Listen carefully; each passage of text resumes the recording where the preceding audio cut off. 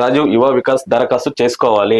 అర్హులైన యువకులకు దరఖాస్తులు చేసుకునే విధంగా చర్యలు. వీడియో కాన్ఫరెన్స్ లో ఉప ముఖ్యమంత్రి భట్టి.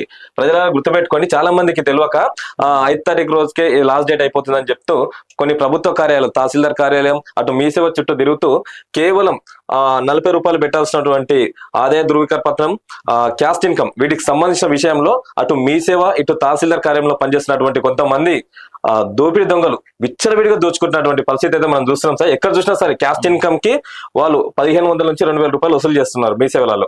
వాళ్ళ నుంచి డైరెక్ట్ ఇక్కడ ఏదైతే ఎంఆర్ఓ ఆఫీసులు ఉంటారో వాళ్ళకి లింక్ పెట్టుకొని వాళ్ళకి సంబంధించిన వ్యక్తులకు అయితే 2 రోజులలో, కేవలం 2 రోజులలో కావాలంటే 2000 రూపాయలు. లేదు నీకు మామూలుగా ప్రభుత్వం ఇచ్చిన విధంగా తీసుకోవాలనుకుంటే 15 రోజులు గడువు పడుతుందని చెప్తూ అట్లా ప్రజల దగ్గర నుంచి కూడా అక్రమంగా డబ్బులు అయితే వసూలు చేస్తా ఉన్నారు. ప్రజలు గుర్తుపెట్టుకోండి, ఈ మన ప్రభుత్వం దీన్ని 14 రోజులు, ఇది నెల 14 తారీఖు వరకు, April 14 వరకు దీన్ని ఎక్స్టెండ్ చేసింది. ఎవరైనా గనక మీ దగ్గర నుంచి అలా డబ్బులు అడిగి మీరు 2000 ఇస్తే 2000 చేసేస్తాం అలా ఏమైనా అడిగితే కనుక మా దృష్టికి తీసుకురండి. కింద మా నెంబర్ స్క్రోల్ అవుతుంది. మాకు ఆ వీడియోస్ ఏమైనా ఉన్నా లేకపోతే ఆ డేటా ఏమైనా ఉన్నా మాకు వాట్సాప్ చేయండి. ఖచ్చితంగా ఆ ప్రాంతానికి మేము వస్తాం. అలాంటివి జరుగుతున్నాయి. ఎక్కడైతే దాదాపుగా చాలా చోట్ల జరుగుతుందంటే ఇది మనం రాష్ట్ర వ్యాప్తంగా విన్నాము.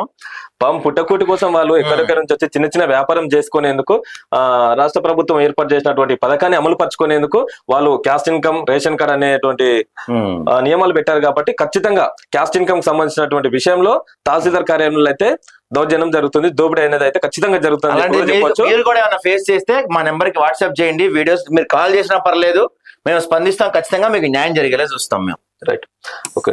రాజు యువ వికాస పథకానికి వీలైనంత ఎక్కువ మంది అర్హులైన యువకులు దరఖాస్తు చేసుకునే విధంగా చర్యలు తీసుకోవాలని రాష్ట్ర ఉప ముఖ్యమంత్రి మల్లు భట్టి విక్రమార్క అధికారులను ఆదేశించారు. రాజు యువ వికాస పథకంపై హైదరాబాద్ నుంచి ప్రభుత్వం ప్రధాన కార్యదర్శి శాంతి కుమార్ తో కలిసి అన్ని జిల్లాల్లో కలెక్టర్లు, పీఓలు, అధికారులతో సోమవారం జరిగిన వీడియో కాన్ఫరెన్స్ లో ఆయన మాట్లాడారు. రాష్ట్రంలో దాదాపు 5 లక్షల మంది ఎస్సీ, ఎస్టీ, బీసీ, మైనార్టీలకు, ఇతర వెనుకబడిన తరగతులకు నిరుద్యోగ యువత ఆర్థికంగా ఎదిగేందుకే ఈ పథకాన్ని ప్రారంభించినట్టు తెలిపారు. ఈ పథకం అమలు ద్వారా రాష్ట్రంలో నిరుద్యోగం తగ్గుతుందని అన్నారు. అర్హులైన వారు ఏప్రిల్ 14 లోపు దరఖాస్తు చేసుకునే విధంగా అధికారులకు నిరుద్యోగ యువకు అవగాహన కల్పించారు. ₹50,000 రుణం తీసుకుంటే 100% మాఫీ, అదే ₹1,00,000 తీసుకుంటే 90% మాఫీ, ₹2,00,000 తీసుకుంటే 80% మాఫీ, ₹4,00,000 తీసుకుంటే 70% రాయితీ లభిస్తుందని, ఈ రాయితీని మిగిలిన మొత్తాన్ని బ్యాంకుల ద్వారా అందిస్తామన్నారు. ఈ పథకం కుటుంబంలో ఒకరికి మాత్రమే వర్తిస్తుందన్నారు. గ్రామీణ ప్రాంతాల్లో వార్షిక ఆదాయం అంటే గ్రామీణ ప్రాంతాలలో ఉండే వాళ్ళు వాళ్ళ సంవత్సరానికి ₹1,50,000 లోపు ఉండాలని చెప్పి కూడా ఈ యొక్క ప్రకటనలు తెలియజేశారు. వారికి ₹2,00,000 అంటే అర్బన్ ఏరియాలలో ఉన్న వారికి. తర్వాత సంబంధించిన పత్రాలన్నీ కూడా మున్సిపల్ ఎంపీడీఓ కార్యాలయంలో, అంటే వీడు ఏదైతే మనం మీ సేవలో అప్లై చేసుకుంటామో దానికి సంబంధించిన పత్రాలు కూడా లోకల్ ఎంపీడీఓ కార్యాలయం లేదా మున్సిపల్ కార్యాలయంలో అందించాలన్నారు. ఆన్లైన్ లో దరఖాస్తు చేసుకున్న తర్వాత కలెక్టరేట్ కార్యాలయంలో ఎంపీడీఓ ఆఫీస్ లో ప్రజాపాలన హెల్ప్ డెస్క్ ఏర్పాటు చేశారు. అక్కడ ఉన్న సిబ్బంది తప్పనిసరిగా ఫిజికల్ గా అప్లికేషన్ తీసుకుని కరెక్ట్ గా ఉన్నదా లేదా చెక్ చేయాలని ఈ సందర్భంగా కలెక్టర్లకు తెలియాలన్నారు. ఈ సందర్భంగా కలెక్టర్ మాట్లాడుతూ ఈ పథకానికి వీలైనంత ఎక్కువ మంది అర్హులు దరఖాస్తు చేసుకునే విధంగా చర్యలు తీసుకున్నట్లు తెలిపారు. పలు పత్రికల ప్రకటనలు ఇచ్చామని, యువతను ప్రోత్సహించే విధంగా అధికారులను ఆదేశించామన్నారు.